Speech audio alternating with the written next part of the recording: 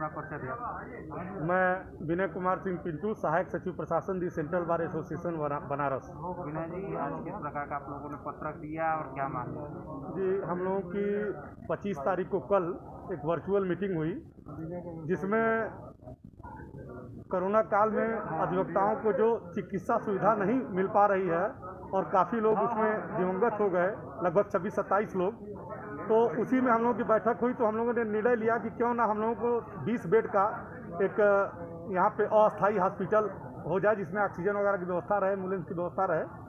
तो उसी संदर्भ में हम लोगों ने किया, सीएमओ साहब को फ़ोन किया गया, उनका फ़ोन नहीं उठा, तो जिससे हम लोगों ने डिसीजन लिया कि न हो तो इनका पुतला दहन किया जाए। लेकिन उसके उपरांत जरिए दूरभाष आज सुबह से ही वार्ता शुरू हो गई है। माननीय जिलाधिकारी महोदय, माननीय सीएमओ साहब ने सार्थक बात की। उन्होंने कहा कि आपका जो हॉस्पिटल बना है कचहरी का, इसमें हम 5 बेड, 2 ऑक्सीजन, 1 ऑक्सीजन एम्बुलेंस में, 1 एम्बुलेंस 24 आवर कर देते हैं, जिस पे हम लोग एग्री हो गए और हम लोगों ने पुतला दहन का कार्यक्रम स्थगित कर दिया, क्योंकि कोरोना काल चल रहा है। सारे लोगों की व्यवस्थाओं को देखते हुए हम लोगों ने कर दिया और मैं इसके लिए सीएमओ साहब को और जिलाधिकारी महोदय को धन्यवाद देना चाहता हूं और मुख्यमंत्री जी को भी धन्यवाद देना चाहता हूं कि ऐसी स्थिति में उन्होंने शासन को संज्ञान दिया और ऐसी त्वरित कार्रवाई कराई। इसके लिए उनको बहुत बहुत धन्यवाद, साधुवाद। मैं राजा आनंद ज्योति सिंह, उपाध्यक्ष दी सेंट्रल बार एसोसिएशन वाराणसी। किस प्रकार का आपको पत्रक दिया, क्या मांगे थी? मांगे ये थे कि विगत 26 दिनों में 26 अधिवक्ता और तकरीबन 76 अधिवक्ताओं के परिवार के व्यक्ति कोविड की वजह से जिनकी मृत्यु हो चुकी थी और कचहरी खुलने की वजह से भीड़ भाड़ की स्थितियां बढ़ रही थीं और लगातार मौतें हो रही थी।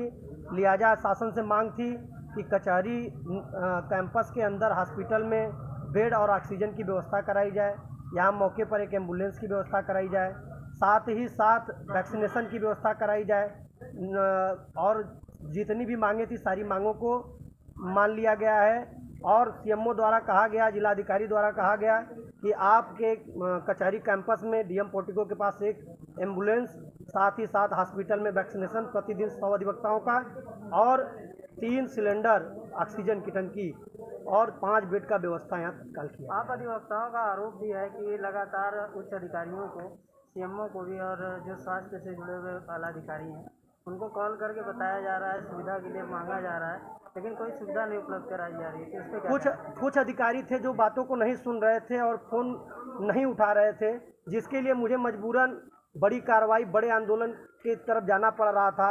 लेकिन शासन फ़ोन करके, डीएम साहब ने फ़ोन किया, साथ ही साथ सीएमओ ने फ़ोन किया, उन्होंने कहा नहीं, हम आपकी व्यवस्थाओं को देखेंगे और आपकी भरपूर मदद की जाएगी, जिसके लिए हम लोगों ने अपने कार्यक्रम को स्थगित करते हुए, क्योंकि मांगें पूरी हो गई, तो उग्र आंदोलन को रोकने का हम लोगों ने विचार किया। अभी कल आप लोग के कार्यकारिणी मीटिंग भी हुई है आपकी सेंट्रल बार की, तो उसमें क्या निर्णय लिया गया है कि अगर नहीं होता तो आगे क्या किया जाएगा? अगर 5 लाख की मांगे हैं, सारी मांगे पूरी हो गई, केवल एक मांगे हैं, मृत अधिवक्ताओं के परिवार को 5 लाख रुपया मुआवजा के तौर पे दिया जाए, जिसमें डीएम साहब ने कहा है कि मैं शासन को लिखूंगा और 15 दिन के अंदर में मृत अधिवक्ता के परिवार के व्यक्तियों को 5 लाख का मुआवजा दिलाने का प्रयास करूंगा।